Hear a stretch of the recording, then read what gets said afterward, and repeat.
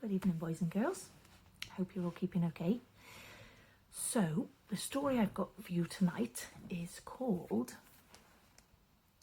The 1 o'clock Miracle, and it is by Alison Mitchell and Catalina Chevery.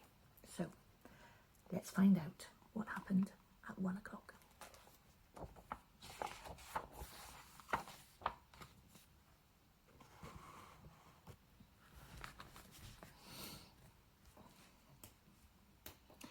Long, long ago, there was an important man who worked for the king. He was so sad and so worried.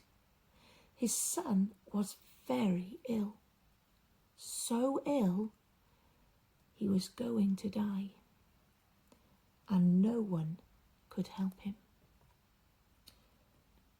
But then he heard that a man named Jesus was doing the most amazing, wonderful things. He heard that Jesus was making ill people well again. He heard that Jesus was doing things only God could do. So the man decided to ask Jesus for help.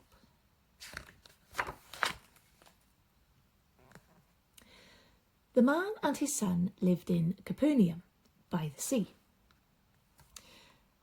But Jesus was staying in Cana, more than 20 miles away. It was a very long walk and uphill all the way. But the man had decided that he must see Jesus. So he said goodbye to his son and his family, and he set off to see Jesus.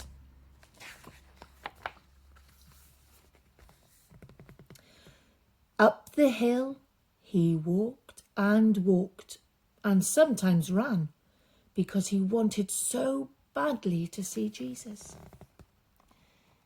The sun went down, the night was dark, and the stars were bright, but the man didn't stop.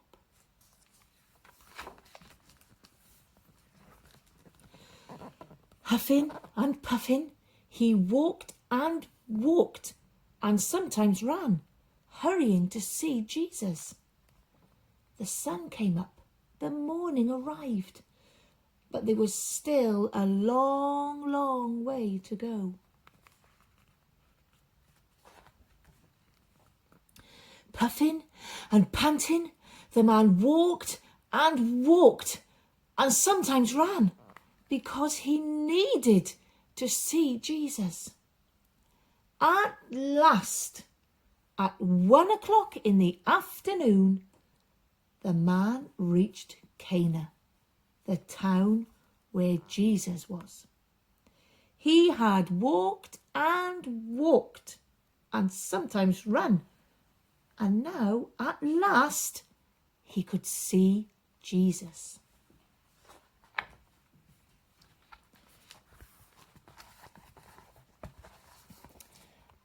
"Please, sir," he said, "my son is dying. Please come with me. Please make him better." The man knew that if Jesus came with him and touched his son, the boy would be well again. But Jesus just said, "Go." What? Go home without Jesus? After all that walking and even running to get Jesus to come? But Jesus hadn't finished. "Go," said Jesus, and then he added, "Your son will live."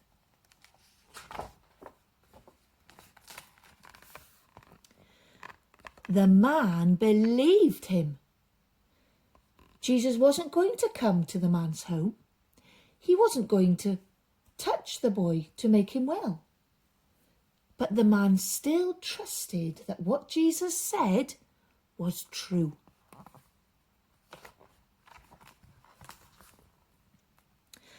Down the hill he walked and walked, and sometimes ran, because he believed Jesus.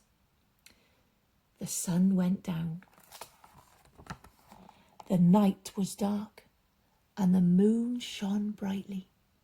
But on and on he walked and walked, and sometimes ran, because he trusted Jesus. The sun came up, a new morning arrived, and still he walked and walked, though his back ached and his legs were very tired. On he walked and walked, and sometimes ran, because he was sure Jesus would make his son well.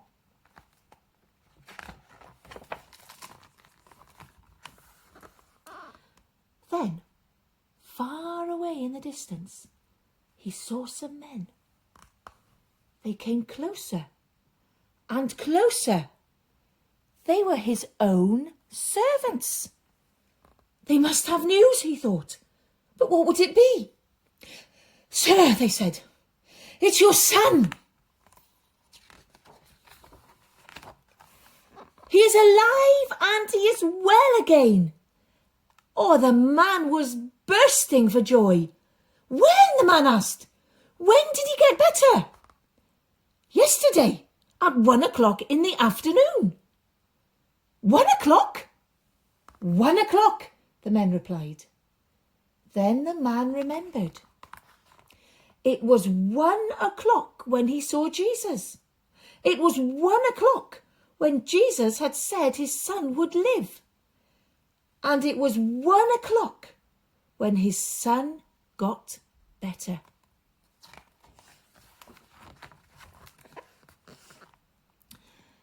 Jesus didn't need to go and see the boy.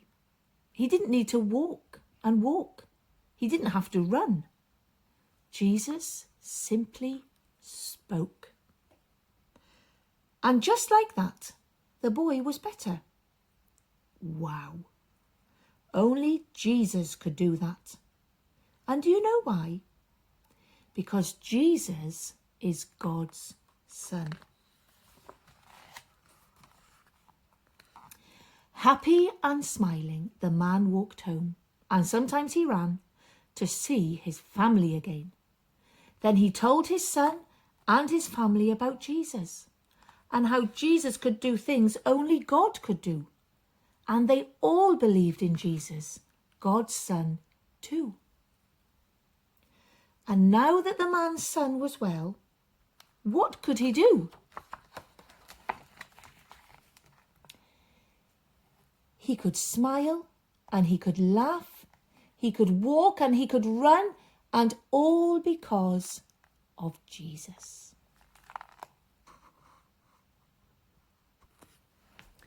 What a great story.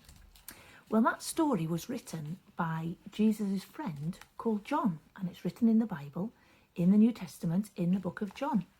And John tells us about a few of the miracles that Jesus did, because he wants us to understand who Jesus really is. He wants us to understand that he could do these miracles because he was the one that God had promised to send to rescue us. Did you know, boys and girls, that there is something wrong with all of us in our hearts?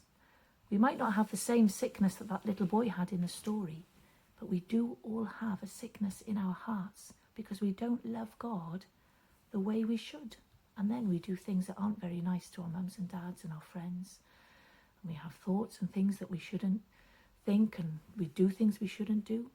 But the good news is that Jesus can still make us better. He can still change our hearts and heal us. And we just need to ask him. We need to say, Jesus, I know you're alive, and I know you can change my life. So please, will you forgive me for all the wrong things I've done?